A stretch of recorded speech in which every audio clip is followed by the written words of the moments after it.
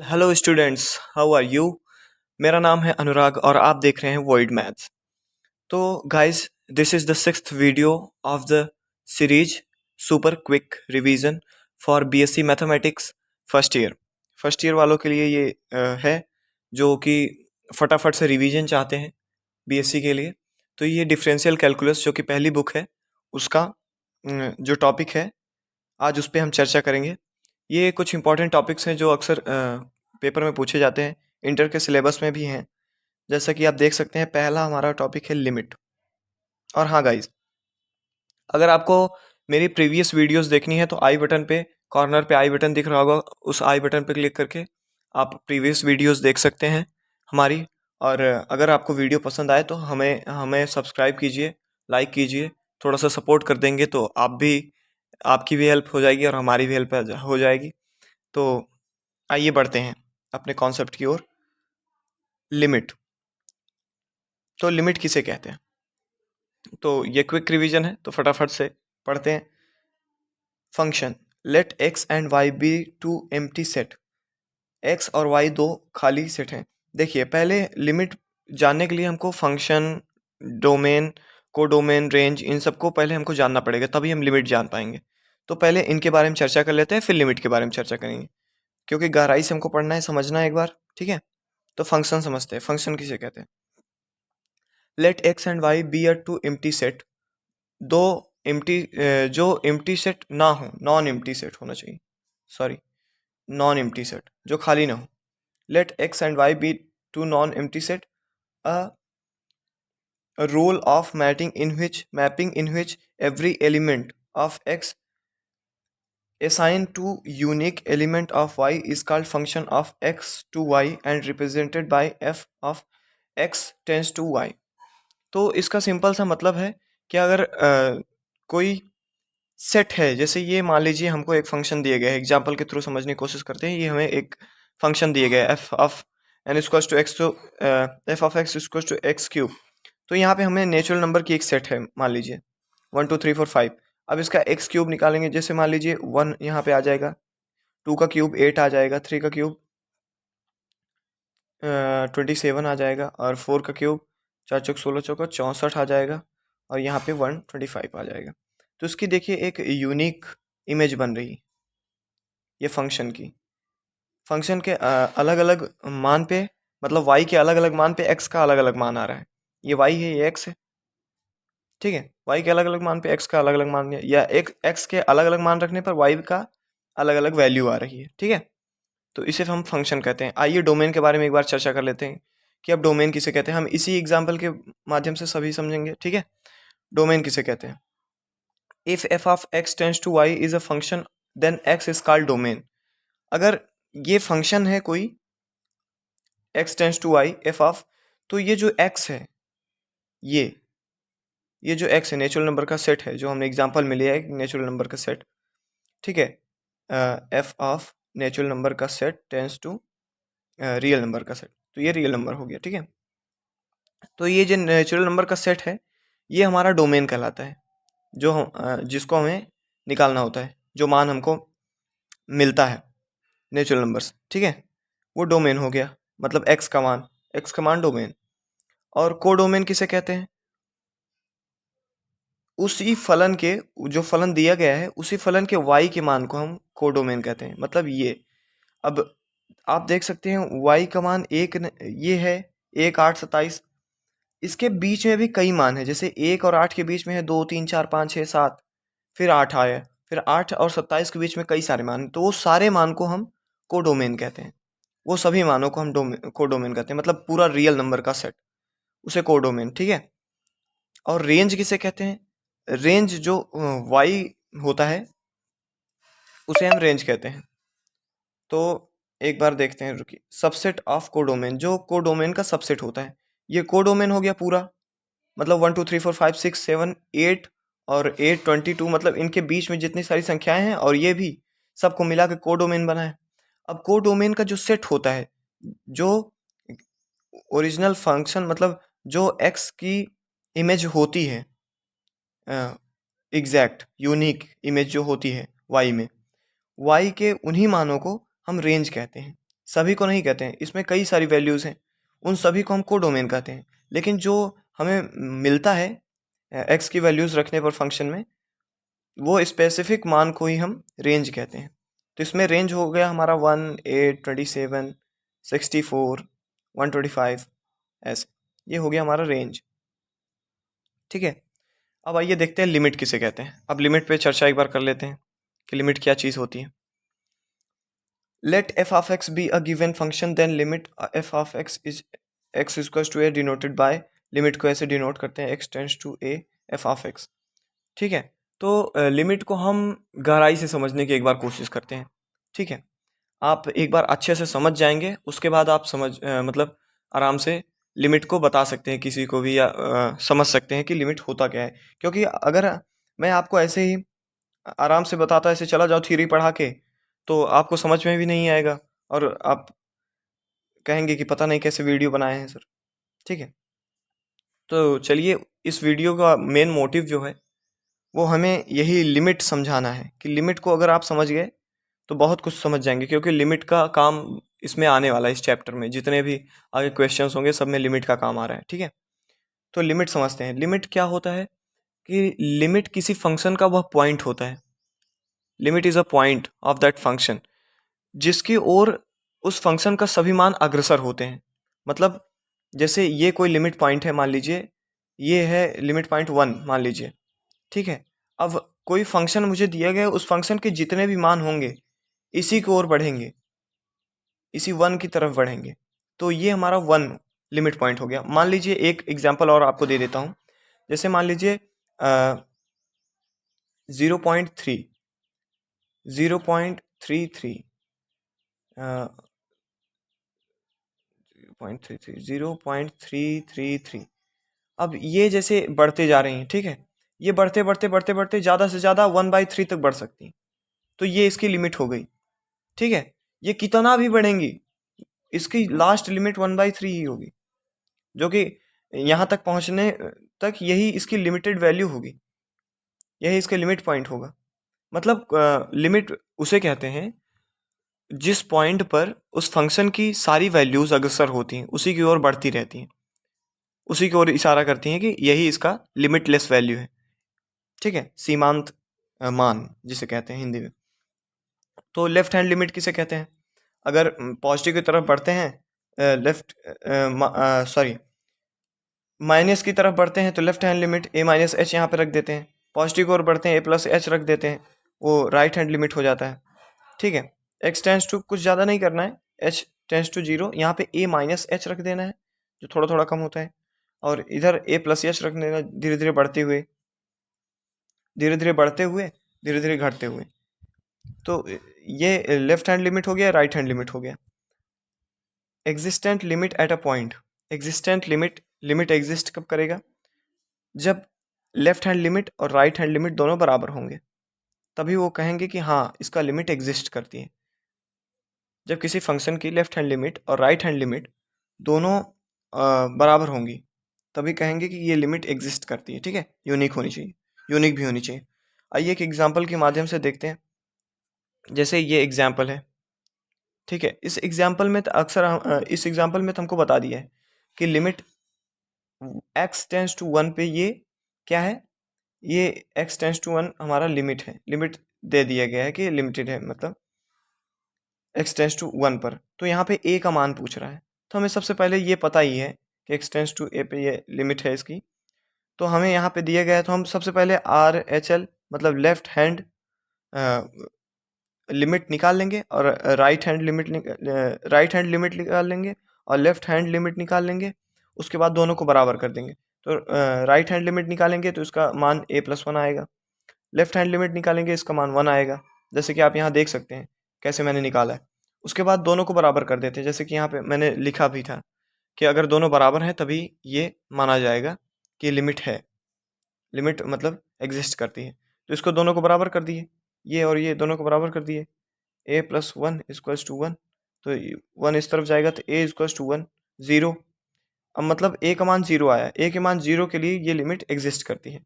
यहाँ पे हम लिख देते हैं LHL equals to RHL for existence, for existence of limit. ठीक है, अगर लिमिट एग्जिस्ट करती है तो L H L R H L बराबर होगा, इसलिए दोनों को मान को बराबर कर देते हैं, एक मान यहाँ से 0 मिल जाता है हमें। ठीक है, अब आइए अगले टॉपिक पे अपने बढ़ते हैं। अगला टॉपिक है हमारा कॉन्टिन्यूटी। कॉन्टिन्यूटी किसे कहते हैं? अब इसमें हमारे दो टॉपिक क्लियर हो जाएंगे। एक तो हो जाएगा कॉन्टिन्यूटी का मतलब जो सिंपल सा डेफिनेशन है। कॉन्टिन्यूटी का सिंपल डेफिनेशन क्या है कि limit L H L R H L और एफ ऑफ ए का मान, तीनों का मान बराबर होना चाहिए। इसको हम ऐसे लिख सकते हैं, L H L R H L left hand limit right hand limit should be equal to value of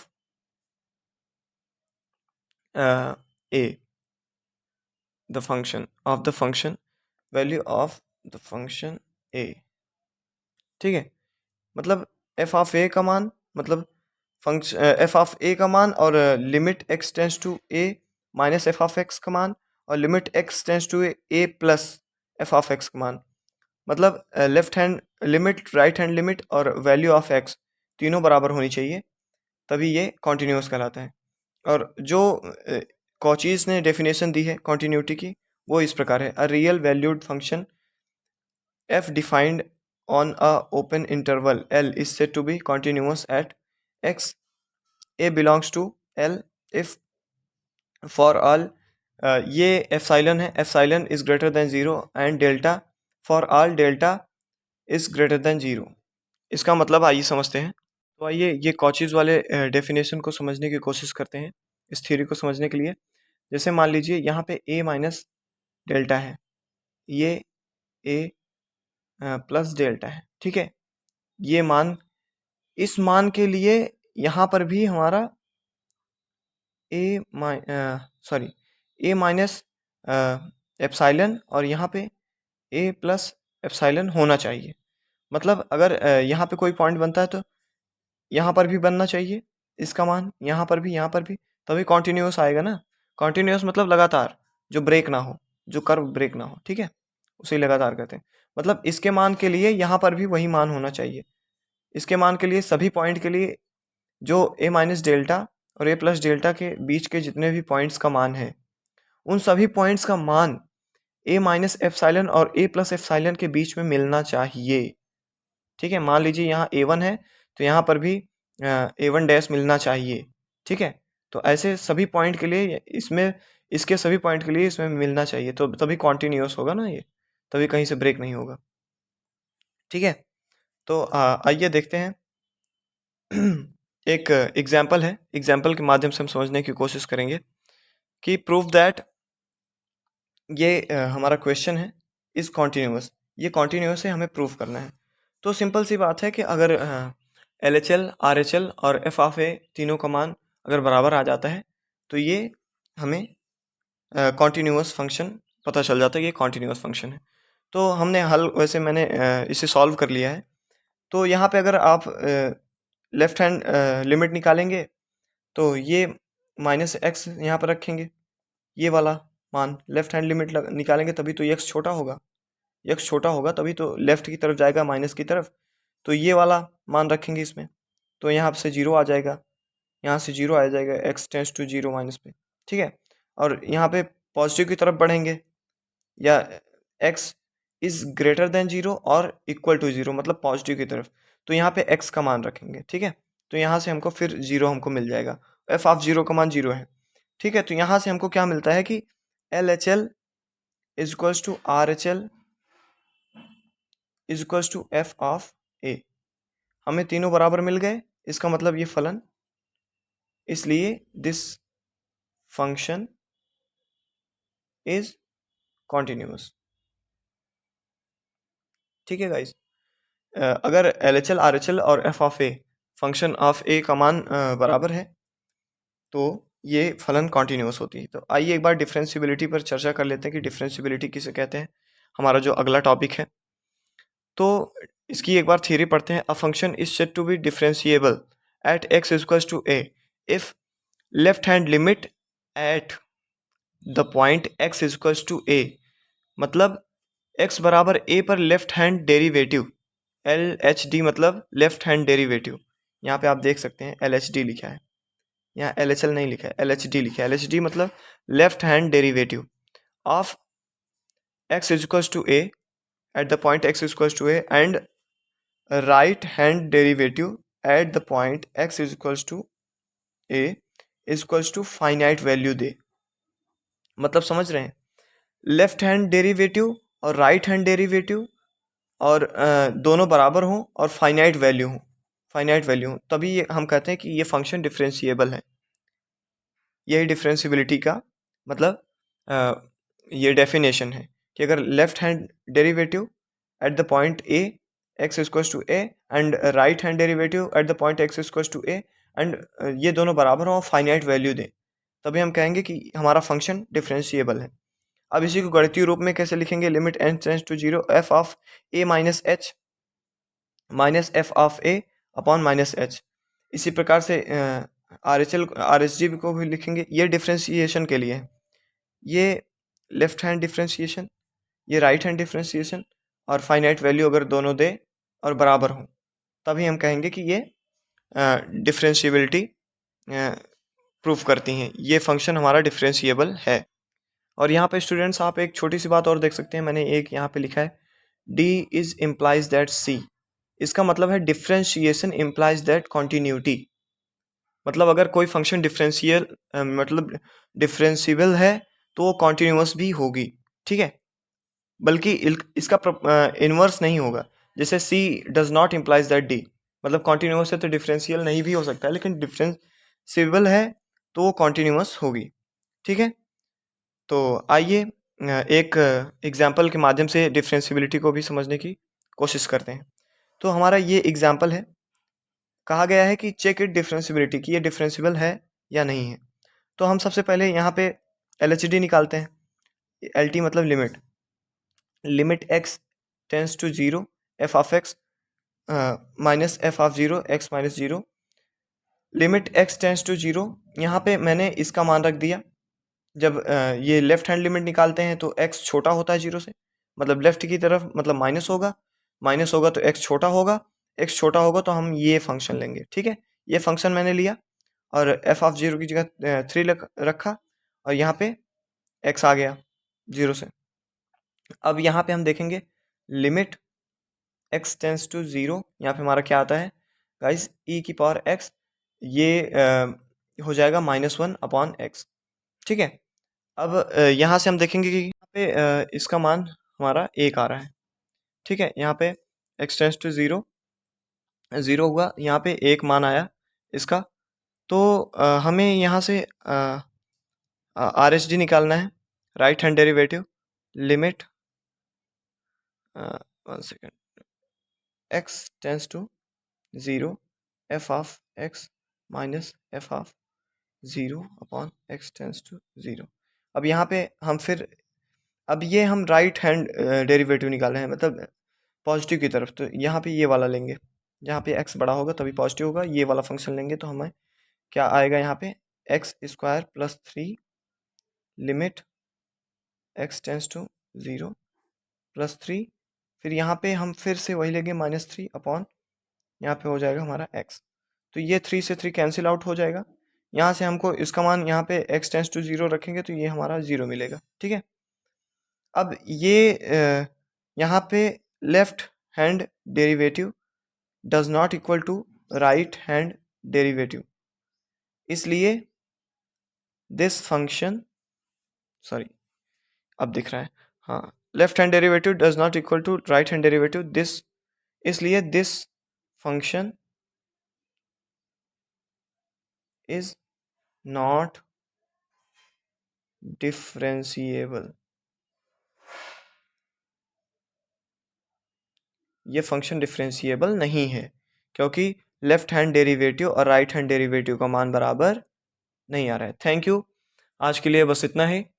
इस वीडियो को आगे शेयर कीजिए और जो टॉपिक्स आपको समझ में नहीं आए, क्योंकि ये क्विक रिवीजन है, मुझे लगता है कि अगर आप पहली बार देखेंगे तो थोड़ा सा कम समझ में आए।